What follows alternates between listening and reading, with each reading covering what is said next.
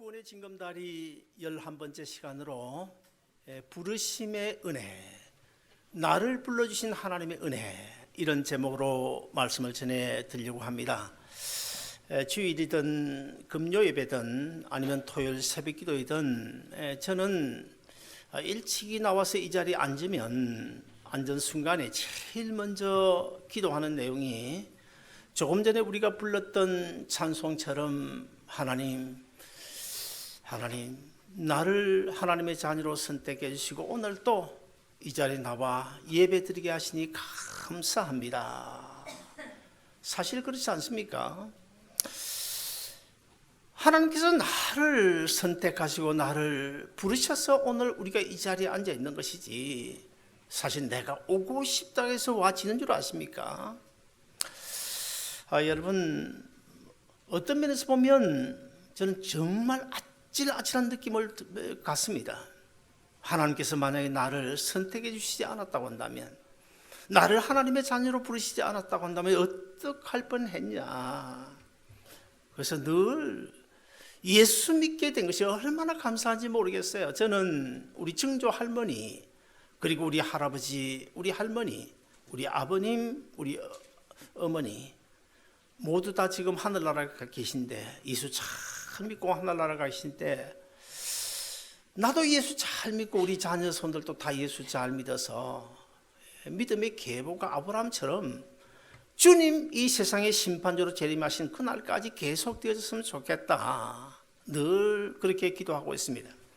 제가 이렇게 말하면 여러분 가운데는 혹시 아니 뭐 이 자리에 나오는 것이 뭐 그렇게 큰 문제냐, 교회 나오고 안 나오는 거 내 마음대로 할 수 있는 거지, 예수 믿는 것이 뭐 그렇게 뭐 큰 어려운 문제다, 내가 믿으면 믿고 안 믿으면 안 믿을 수 있는 거지, 정말 그럴까요? 전혀 그렇지 않습니다. 이 자리에 나와서 예배 드리는 여러분, 하나님이 만약에 선택하지 않으시고 교회 밖에 지금 수없이 많은 사람들이 제 가운데 살고 있는데 그들 가운데 내버려 두셨다면 여러분 어떻게 할 뻔했습니까? 내 마음대로 되는 게 아니에요. 그래서 우리는 늘 이 구원의 감격을 잊어버리면 안 됩니다. 늘 구원의 감격 가지고 감사한 마음으로 살아갈 수 있어야 됩니다. 제가 한번 물어보겠습니다. 여러분 예수 믿으십니까? 예수님이 나의 구주를 믿어지십니까? 정말 여러분이 아멘으로 고백한 그 고백이 진심이라면 여러분 하나님이 선택하셨고 하나님께서 이 자리에 불러주신 줄로 믿습니다. 왜 그런가 하면 하나님이 나를 선택하지 않으시고 하나님이 나를 부르시지 아니하시면, 하나님이 은혜 주시지 아니하시면, 하나님이 나에게 믿음 주시지 아니하시면 절대로 예수 그냥 믿어지는 것이 아니기 때문입니다. 오늘 본문인 디모데후서 1장 9절을 다시 한 번 더 읽어보실까요? 다시 읽습니다. 시작. 하나님이 우리를 구원하사 거룩하신 부르심으로 부르심은 우리의 행위대로 하심이 아니요 자기 뜻과 영원한 때 전부터 그리스도 예수 안에서 우리이신 은혜대로 함이라. 자, 무슨 말입니까? 우리가 하나님의 자녀된 것, 우리가 예수 믿게 된 것, 우리가 이 자리에 나와서 하나님 예배자로 서게 된 것, 이거 내 힘으로 되는 것이 아니라는 거예요. 내 마음대로 된 것이 아니라는 거예요. 내 어떤 공로 가지고 되는 것이 아니다. 무엇으로요? 하나님의 은혜로 됐다는 거예요. 하나님의 은혜로. 천에 하나 만에 하나 너는 내 것이라고 지명하신, 부르신 하나님의 은혜로 우리가 예수 믿게 되었고, 그 은혜로 오늘 우리가 이 자리에 앉게 되었다. 그렇다면 그것을 증거하는 한 말씀이 있는데, 에베소서 2장 8절도 우리 같이 읽어보시겠습니다. 에베소서 2장 8절 같이 읽습니다. 시작. 너희는 그 은혜에 의하여 믿음으로 말미암아 구원을 얻었으니 이것은 너희에게서 난 것이 아니요 하나님의 선물이라. 하나님의 선물이라는 거예요. 하나님의 선물이다. 우리 예수 믿게 된 것 하나님의 선물인 줄로 믿으시기를 바랍니다. 세상 사람들 가운데 가장 불쌍한 사람이 어떤 사람일까요? 돈이 없어 지지리도 가난한 사람들일까요? 아니면 몸이 좀 부자유한 사람일까요? 그것도 아니면 부모가 다 일찍 돌아가고 어린 나이에 홀로 고아로 자란 사람일까요? 물론 그 사람들도 다 불쌍한 사람이지만은 그는 진짜 성경이 말씀하고 있는 이 세상에서 가장 불쌍한 사람은 두 가지. 첫째 하나는 하나님의 구원 얻을 자로 선택을 받지 못한 사람이고, 그 다음에 두 번째는 선택받은 사람들 가운데도 성령님이 주님 십자가 앞 밑으로 부르시는 그 부르심에 응하지 않고 거절하는 사람, 가장 세상에서 불쌍한 사람이에요. 지난 전 시간에는 제가 구원의 여러 과정들 중에서 제일 첫 번째 단계인 선택에 대해서 말씀했습니다. 창세전에 나를 선택하신 하나님이 내가 이 세상에 육신을 입고 태어난 이후에 다 각기 날짜는 다르겠지만은, 시기는 다르겠지만은, 하나님의 때에 나 한 사람 한 사람을 불러주셨다. 이 불러주신 이 사건을 가리켜서 구원의 과정 속에서 한문으로 하면 소명, 영어로 하면 콜링, 그리고 우리말로 하면 부르심입니다. 자, 어디로 불러주셨나요? 만세전에 선택하신 우리를 하나님께서 이 세상에 태어남에 이 세상 유대 나라 갈보리 언덕에서 이루어지신 예수님 십자가 밑으로 우리를 불러주셨는데, 왜 하나님께서 우리를 십자가 밑으로 불러주셨을까요? 왜 우리가 십자가 밑으로 나아가야 될까요? 그 십자가 밑에 영원한 생명이 있고, 그 십자가 밑에 용서가 있고, 그 십자가 밑에 긍휼의 은혜가 있고, 그 십자가 밑에 구원의 은혜와 축복이 있기 때문입니다. 자, 이런 그 부르심의 과정 속에 특별히 부르심의 대상이 어떤 사람일까, 어떤 사람을 하나님께서 부르시는 것일까, 여러분 가운데는 간혹 이런 의문을 가질 수가 있을 것입니다. 그러면 교회 다니는 모든 사람들 다 하나님이 부르신 사람일까? 결코 그렇지는 않습니다. 하나님은 세상 사람 아무나 부르시지 않습니다. 창세기 나오는 아브라함이나 믿음의 조상 아브라함이나 야곱 같은 사람, 오늘 이 자리에 앉아 계신 저와 여러분 같이 하나님께서 만세전에 구원하기로 작정하신 우리 한 사람 한 사람, 그러나 아직도 세상 가운데 지금 교회 나오지 않는다고 해서 그 사람들 다 부르지 않은 사람은 아니겠죠. 하나님의 때가 아직 멀었을 수도 있습니다. 그러므로 우리 전도팀들이 나가서 조심해야 될 것은 간혹 이런 경우가 있잖아요. 어떤 사람을 두고 작정을 하고 계속 전도하는데, 예수 믿으러 전도하는데, 교회 나와서 전도하는데 말을 안 들어요. 계속 전에도 한 달, 두 달, 1년, 2년 말을 안 들어요. 그러면 그때는 속이 상하죠. 그래서 그냥 나도 모르는 사이 저주가 나오지 않습니까?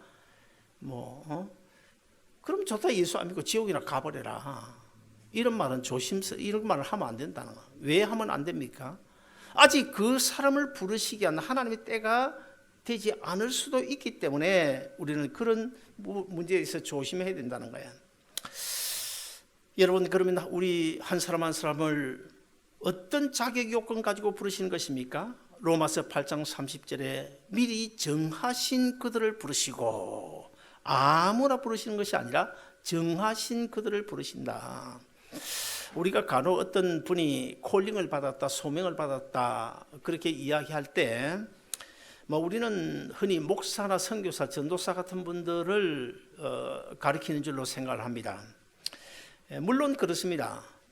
이 부르심에는 두 종류가 있는데요. 첫째 하나는 목사나 전도사, 선교사를 부르시는 것은 하나님께서 이 인류 구원 역사를 이루어 가시는 가운데 어떤 특별한 사역을 맡기시기 위한 특별한 부르심이고, 그 다음에 제가 오늘 말씀드리고자 하는 이 구원의 과정 중에서, 아니면 로마서 8장 30절에서 미리 정하신 그들을 부르신다, 이 말은 이 세상에 범죄한 인간들 가운데 반드시 이 구원의 과정 속에서 반드시 하나님의 부르심을 받아야 예수 믿고 구원 얻게 되는데, 십자가 밑에 나가야 제 용서함 받고 긍휼의 은혜를 받고 영원한 생명을 받고 하나님의 자녀가 될 수 있는데, 그래서 하나님의 때에 예수 믿어 구원 얻기로 작정한 자를 부르신 그 부르심을 가리켜서 지금 소명이다, 콜링이다, 부르심이다, 그렇게 말하는 것입니다. 예수님 십자가가 뭡니까? 예수님 십자가는 죄인이 자기 죄를 회개하고 구원받는 은혜의 자리죠. 은혜의 자리. 그런 은혜의 자리에 하나님께서 세상 모든 사람 다 제쳐놓고 우리 한 사람 한 사람 먼저 불러 예수 믿고 구원 얻고 이 자리 예배자로 서게 하셨다. 정말 얼마나 감사한 것인지 모릅니다. 자, 그러면 하나님이 부르시는 이 부르심에는 두 가지 종류가 있는데, 첫째는 외적인 부르심이 있습니다. 바깥 외자 외적인 부르심이 있습니다. 어떤 그 장로님 딸이 결혼을 했는데 제가 거기에 참석을 했습니다. 그 주례 하는 목사님이 아주 재밌게 하더라고요. 근데 설교를 끝나고 나서 말씀을 전하고 나서 그 신랑 신부 키스하래요. 키스. 그러니까 이 요즘 뭐 젊은이들이 뭐 눈치 봅니까? 그냥 넙죽 그냥 달라붙어 키스를 하더라고요. 저는 분명히 봤어요. 입이 닿았어요. 그런데 그 주례 목사님은 나는 못 봤다는 거예요. 입 닿은 것을 못 봤으니까 다시 하라는 거예요. 그래서 결국 다시 시키던 걸 봤습니다. 자, 결혼식장에 가보면 흔히는 아니면 가져다가 신랑 신부보다 들러리가 잘 생기고 이쁜 경우가 있잖아요. 그래서 신랑 신부를 쳐다봐야 되는데 눈이 자꾸만 그 들러리 쪽으로 가는 경우가 있지 않습니까? 그러나 우리가 분명히 알아야 될 것은 아무리 들러리가 이쁘고 잘생겨도 아무리 신랑 신부가 못생겨도 결국 그 결혼식의 주인공 누굽니까? 신랑 신부입니다. 근데 이 결혼식장에는 신랑 신부만 가는 것이 아니고 들러리만 가는 것이 아니고 뭐 요즘에야 사실 초청장을 받지 못하면 못 가죠. 가면 그 실례됩니다. 초청장 안 주면 저도 안 가요. 그런데 옛날 그 유대 나라 이스라엘에는 초청장이 없어도 아무나 갈 수 있었어요. 신랑 신부도 물론이고 들러리도 물론이고 친구들도 그 위에 친구들은 물론이고 심지어는 초대받지 않은 불청객, 왜 불청객이 가는 것입니까? 잔치상 얻어먹기 위해서 가는 그런 불청객도 있었습니다. 자, 그런데 이와 같이 지상이 뭘 이야기하는가 하면 지상의 교회, 오늘 이 지구상의 교회도 알곡만 있는 것이 아니라는 거예요. 알곡과 가라지도 있다. 예수님께서 그 말씀하신 그 복음서에 보면 거기도 나오지 않습니까? 교회 안에는 알곡과 가라지가 있다고요. 그래서 교회에 드나든다고 해서 모두 다 하나님이 구원하시기 위하여 불러낸 자들은 아니라는 거예요. 다가 아니라는 거예요. 옛날에 그 서울 그 남산 중턱에 올라가다 보면 아주 옛날입니다. 보면 독수리 한 마리를 어깨에 딱 얹어놓고 점을 봐주는 자칭 성산도사라는 사람이 있었습니다. 이분이 서울 남산 그리고 평양 모란봉에 이제 점을 치는 점쟁이였는데 이분이 최초에는 어떤 사람인지 아세요? 여러분 뒤 영상부 그림 하나 띄워주시길 바랍니다. 그림 하나 띄워주시면 잠시 보겠습니다. 잘 보이지 않는데요. 왼쪽에 보면 종교변론이에요. 종교변론이라는 책입니다. 옛날 책입니다. 그리고 오른쪽 밑에 보면 사진이 있고 그 위에 보면 박승명이라는 이름이 있어요. 저자 이름이 있어요. 1926년도입니다. 자, 이 박승명이라는 사람이 평양신학을 나온 목사였습니다. 그리고 우리 한국에서도 아주 유명한 교회 마산문창교회를 한 2년 정도 담임한 그런 목사였고, 그리고 그 당시에 벌써 독일의 신학으로 유학을 다녀온 신학자로 종교변론이라고 하는 많은 목회자들이 영향을 끼친 그런 책을 지은 사람이에요. 그런데 그 사람이 나중에 그만 타락해가지고 점쟁이로 살다가 죽었는데, 그렇다고 한다면 그 사람이 정말 구원 얻기 위하여 부르신 그 부르심을 받은 자인가? 결코 그렇지 않다고 봅니다. 디모데후서 4장에 보시면 사도 바울의 제자 데마라는 사람이, 사도 바울의 제자가 뭐 여러 명 있는데 그 중에서도 초창기에 이 데마라는 사람은 사도 바울의 아주 유력한 그런 제자였습니다. 아주 열심히 있는 제자인데 이 데마가 세상을 바라보니까 너무 좋아 보이는 거예요. 그리고 사도 바울 따라서 복음 전하고 다니니까 너무 힘들고 답답하고 그런 거예요. 그래서 성경에 보면 뭐라고 말씀하고 있냐면 데마는 세상이 좋아 데살로니가로 갔고 그렇게 설명하고 있습니다. 예수님의 제자 중에도 그런 사람 있지 않습니까? 가룟유다 같은 사람. 이 가룟유다도 사실 12사도 12제자의 반열에 올랐다. 얼마나 큰 축복입니까? 그 한때 예수님을 잘 따라다녔던, 그러나 그들은 이 구원을 얻게 한 그런 부르심을 받은 사람은 결코 아니었음을 우리가 알 수 있습니다. 그럼 왜 불렀을까? 유유히 흘러가는 인류 하나님의 구원 역사에 들러서기 위한 그런 외적인 부르심, 내적인 심적인 부르심이 아니고 영혼적인 부르심이 아니고 외적인 부르심을 받은 사람들이었다라는 사실을 알 수 있는, 오늘날도 그런 사람이 많이 있다는 것입니다. 그 다음에 두 번째는 내적인 부르심인데, 이 내적인 부르심은 안내자입니다. 안의 내자인데, 내적인 부르심을 우리 신학적인 용어로 유효적인 부르심, 효력이 있는 부르심이다, 그렇게 말합니다. 내적인 부르심이라고 한 뜻은 하나님께서 이미 선택해 놓은 자를 구원해 주시기 위하여 부르시는 아주 유효적인 그런 부르심을 받은 사람들인데, 우리 갈라디아서 1장 15절을 같이 읽어보실까요? 같이 읽습니다. 시작. 내 어머니의 태로부터 나를 택정하시고 그의 은혜로 나를 부르셨나이다. 사랑하는 여러분, 비록 우리가 권력은 없고 가진 돈은 없고 많이 배우지는 못해도 이 하나님의 뜻과 하나님의 긍휼의 은혜에 의해서 하나님의 자녀로 부르심을 받아 오늘 이 자리 예배자로 섰다, 이 자리에 앉았다. 그러면 얼마나 감사한 일입니까? 그런데 여러분 가운데는 간혹 이런 의구심을 가질 수가 있을 것입니다. 그렇다면 나는 과연 내적인 부르심을 받은 자인가, 아니면 혹시나 외적인 부르심을 받은 사람은 아닐까 두렵기도 하고 궁금하기도 할 것입니다. 자, 그렇다 한다면 이 내적인 부르심을 받았는지 받았지 않았는지 어떻게 확인할 수 있습니까? 확인하는 방법 두 가지가 있습니다. 첫째 하나는 예수님 십자가 밑에서 하나님 앞에서 내가 죄인이라고 하는 사실이 절절히 깨달아져야 됩니다. 나는 죽음 마땅한 죄인이라는 사실이 깨달아져야 됩니다. 반드시 깨달아져야 됩니다. 간혹 그렇게 이야기하죠. 내가 뭐 살인을 했나, 강도질을 했나, 내가 뭐 죄인이란 말인가, 나는 죄인이 아니다, 그렇게 생각하는 사람들이 있을지 모르지만, 여러분, 세상에 수없이 많은 죄들이 있잖아요. 살인, 도둑질, 강도, 뭐 별의별 강간, 뭐 이런 죄들이 많이 있는데, 그 제목들 가운데 가장 큰 죄가 뭘까요? 살인이라고 생각하겠죠. 그 성경이 말씀하는 이 가장 큰 죄는 그런 것이 아닙니다. 하나님이 보실 때 가장 큰 죄는 살인이 아니에요. 강도가 아니에요. 살인자도 용서받을 수 있어요. 강도도 용서받을 수 있어요. 가장 큰 죄가 뭘까요? 하나님 모르고 사는 죄입니다. 하나님 모르고 사는 죄가 세상에서 죄 가운데 가장 큰 죄예요. 가장 큰 죄. 자, 그렇다 한다면 크게 두 번째로, 그러면 이 부르심의 시기는 언제일까? 언제 자기 백성을 하나 둘 부르시는 것일까? 하나님께서 우리 한 사람 한 사람을 구원하여 하나님의 자녀로 예정하고 선택한 그 시기는 물론 창세전이죠. 하나님의 의중의 창세전이죠. 이 창세전이란 말이 여러분 이해가 안 될 것입니다. 이건 믿음이 아니면 절대로 이해할 수 없는 이야기예요.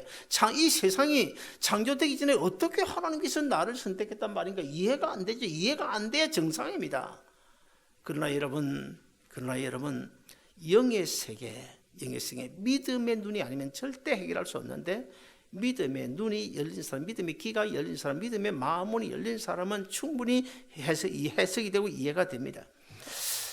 자, 이렇게 선택은 창세전에 했지만 우리를 부르시는 시기는 우리가 육신을 입고 이 땅에 태어난 이후에 이루어지게 됩니다.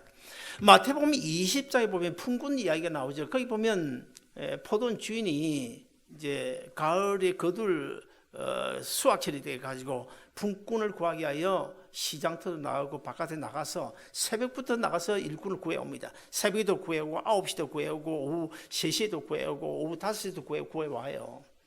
제일 마지막에 부름을 받은 사람이 누굽니까? 유대나라 시간으로 오후 6시부터 그 다음 날이 시작되는데 1시간 전이 오후 5시, 1시간 남겨놓고 품꾼을 불러왔다는 거예요. 그런데 나중에 이제 해가 지고 나서 이 품삯을 계산해 주는데, 그러면 아침에 일찍 온 사람은 사실 우리식으로 하면 돈을 더 줘야 되는 거 아닙니까? 그리고 오후에 1시간밖에 일하지 않은 사람은 돈을 적게 해줘야 우리 계산에 맞는 법인데, 하나님의 계산법은 그렇지 않습니다. 아침에 일찍 온 사람이나 낮에 온 사람이나 저녁에 온 사람 똑같이 한 데나리온씩 주었다는 거예요. 무엇을 이야기하는 것입니까? 그 품꾼 이야기는 바로 천국 이야기인데 천국 백성으로 부르신 그 시기가 언제냐 하는 것입니다. 어떤 사람은 모태에서부터, 저 같은 사람은 모태에서부터, 사무엘도 그렇고 야곱도 그렇죠. 모태에서부터 하나님께 부르시는, 태어나자마자 그냥 엄마 등에 업혀가지고 교회 다니고 부르심을 받은 사람이 있는가 하면 청년 때에, 사도 바울 같은 경우는 청년 때죠. 그리고 또 예수님이 십자가에 달려 죽으실 때 한편 그 강도 같은 경우에는요, 평생 못된 짓은 골라 하다가 결국 이제 사형 언도를 받고 이제 그 십자가에 달려 죽기 바로 직전에 옆에 계신 예수님의 영접을 받고 구원을 얻잖아요. 그때 예수님께서 뭐라고 말씀합니까? 네가 오늘 나와 함께 나그네에 있으리라. 사랑하는 여러분, 이 종교 개혁자 루터를 여러분 잘 아실 텐데요. 이 루터가 젊은 시기에, 예수 믿기 전입니다. 젊은 시기에 친구와 같이 길을 걸어가고 있었어요. 길을 걸어가고 있는데 갑자기 그냥 하늘에 구름이 끼고 뭐 내성병력이 있으니 그냥 벼락이 다다 치는데 옆에 같이 걸어가던 친구 그냥 벼락에 맞아 죽어버리는 거예요. 자, 이런 경우 루터뿐만 아닙니다. 제 작은 아버지, 그러니까 우리 아버지 바로 밑에 동생이죠. 작은 아버지가 6.25 때 군에 갔는데요. 군에 갔는데 이제 막 그냥 하늘에서 비행기들이 막 쏘니까, 총을 쏘니까 이 참호를 팠어요. 참호를 구덩이를 파놓고 두 친구가 같이 딱 들어누웠습니다. 구덩이에. 우리 작은 아버지가 가운데 딱 들어놓고 두 다른 병사가 옆에 딱 놓고 이렇게 다. 그런데요. 근데 두 옆에 있는 두 친구가 다 총에 맞아 죽었어요. 우리 작은 아버지만 살았어요. 기적이죠. 이런 일이 있을 수 있습니까, 여러분? 우리 작은 아버지, 뭐 우리 집안 다 예수 믿는 사람이니까, 물론 꼭 그래서 그런지는 뭐 그렇다고 내가 장담을 할 수 없겠지만, 어쩌면 저는 그리 짐작합니다. 하나님께서 하나님의 구원 역사에 쓰임 받게 하기 위해서. 이 루트가 옆에 친구 죽는 것을 보고 얼마나 놀랬겠어요. 같이 길을 가는데 옆에 친구 벼락에 맞아 죽으니까 깜짝 놀라서 생각되는 것이, 내 인생의 주인 난 줄 알았는데, 내 인생의 주관자가 난 줄 알았는데 내 마음대로 되지 않는 것이 내 인생이구나. 내 인생의 주인 내가 아닌 다른 누군가 있구나. 그분이 바로 하나님이시구나. 그래서 회개하고 예수 믿고 지난 기독교 2000년 역사 가운데 정말 위대한 종교 개혁자 루터 목사님이 되지 않았습니까?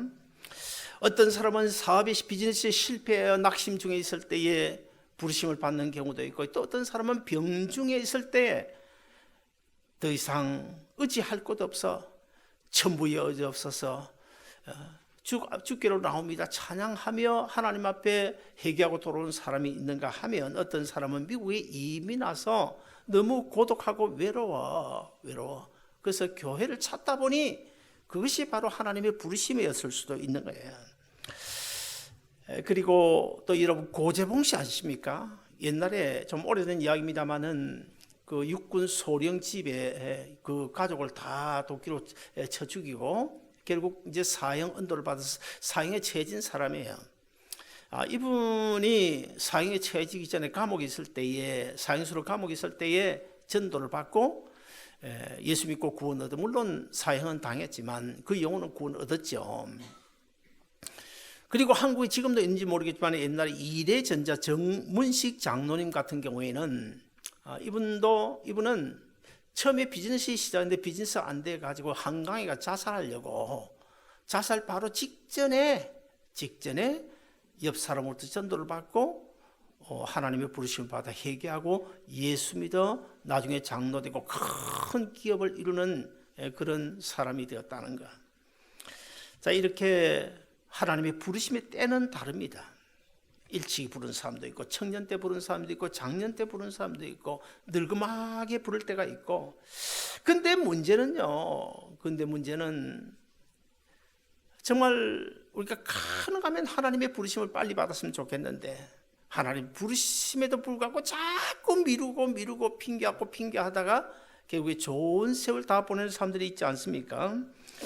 오늘 우리 저희도 아직도 부르심의 반응이 거절하는 그런 반응 가지고 평생 예수 멀리하고 사는 사람들 많은데, 그들을 다 제쳐놓고 저와 여러분을 이렇게 먼저 불러 그 주신 이유가 무엇일까요? 그건 로마서 1장이 말씀하고 있는 대로 복음의 빚진 자의 사명을 감당하기 위하여. 얼마나 감사한 일입니까? 마지막 세 번째로, 하나님의 부르심에는 절대 거절해서는 안 된다는 것입니다. 지금도 하나님의 부르심은 계속되고 있는데요, 그럼에도 불구하고 그 하나님의 부르심에 거절하며 사는 사람이 우리 주위에도 얼마나 많이 있습니까? 우리 전도팀이 1년 52주 거의 지금 3년 가까이 지금 매주 전도를 나가는데 얼마나 많은 사람들이 그 복음 부르심을 거절하고 있어요. 누가복음 14장에 보시면 어떤 그 사람이 큰 잔치를 배설합니다. 잔치를 배설해 놓고 주위에 이제 많은 사람들을, 종들을 보내가 초청을 하는데, 그 초청할 때 그 사람들의, 초청받은 사람들의 반응이 어떻게 나타납니까? 나는 밭을 샀기 때문에 이 밭을 이제 돌봐야 되기 때문에 못 가겠다, 바빠서 못 가겠다. 어떤 사람은 나는 소 5개를 샀기 때문에 이 소를 시험을 해봐야 되기 때문에 못 가겠다. 어떤 사람은 나는 새로 장가 들었기 때문에 신혼여행 가야 되기 때문에 어쩔 수 없이 못 가겠소 하고 거절하는 사람들이 있습니다. 예수님이 그 당시만 그렇습니까? 바로 오늘 이때도 그때와 똑같습니다. 지금도 많은 사람들이 구원의 초청을 거절하고 있어요. 나는 비즈니스가 바쁘기 때문에 못 간다고. 나는 먹고 살기 힘들어서 못 간다고. 나는 교회 나가고 예수 믿으면 물질과 시간의 손해를 보기 때문에 못 간다고. 아니면 세상 쾌락에 빠져 구원의 초청에 응하지 않는 사람들이 많이 있습니다. 교회 안에서도 마찬가지입니다. 우리는 이미 구원의 초청을 받았지만, 구원의 부르심을 받아서 이 자리에 와서 앉아 있지만, 이번에는 우리를 부르신 그 목적이 뭐라고 그랬습니까? 로마서 1장에 복음의 빚진 자의 사명을 다하게 하기 위해서 우리를 불러주셨다고 했잖아요. 그렇다면 우리가 지금, 우리 교회도 지금 다다음 주일날 지금 내년에 교회를 위하여 봉사할 분들을 임명하게 되는데, 하나님의 부르심에, 사역을 위한 하나님의 부르심에도 우리 거역하면 안 된다는 거예요. 어떤 부서든 찬양대든 어디든 부역하시면 거절하면 안 된다는 거예요. 성경이 뭐라고 말씀하고 있습니까? 우리가 아무리 예수 잘 믿는다고 해도, 아무리 예배를 잘 드린다고 해도 그보다 더 중요한 것이 있다. 뭐라고요? 순종입니다. 그래서 순종이 제사보다 낫다고 이야기하는 거예요. 여러분, 인생을 한번 살아보면 주님의 몸인 교회를 위해서 봉사를 해도 1년 지나고, 봉사 안 하고 편하게 산다고 해도 1년 지나고, 그렇게 해서 10년, 20년, 50년, 60년 가다 보면요, 세월 다 지나고요. 그래서 저도 지금까지 살아오면서 주위에 많은 사람들을 보면요, 권력이 있고 물질 있고 주님을 위하여 일할 수 있는 시간도 있고 힘이 있을 때에 그냥 주님이 부르시면 응해서 정말 주님을 위하여, 하나님 나라 확장을 위하여 수고하면 얼마나 좋겠습니까? 그런데 그 부르심을 거절하고 그러다가 결국 좋은 세월 다 보내버리고, 그 힘 있는 권력도 날아가 버리고, 물질도 어디론가 바람 따라 세월 따라 날아가 버리고, 건강도 날아가 버리고, 결국 병들어서 아무것도 할 수 없는 그 인생의 석양길에 접어들 때, 그때야 결국 이제 회개하고 주님 앞으로 돌아와서, 그 돌아온 사람들 가운데 저는 몇 사람을 봤거든요. 얼마나 땅을 치며 후회한지 몰라요. 진작 내가 힘있고 능력있고 할 수 있을 때 내가 주님을 위해 일해야 될 텐데 왜 이렇게 그냥 좋은 세월 보냈구나. 부끄럽고 죄송스러워. 눈물로 후회하는 사람 저는 많이 봤습니다. 사랑하는 여러분, 분명한 사실은 하나님의 부르심을 거절할 수 없습니다. 거절해서도 안 됩니다. 이 구원의 초청을 거절한다. 이것은요, 무서운 죄에 해당됩니다. 왜 그런지 아세요? 성경적으로 보면 어떤 죄도 용서받습니다.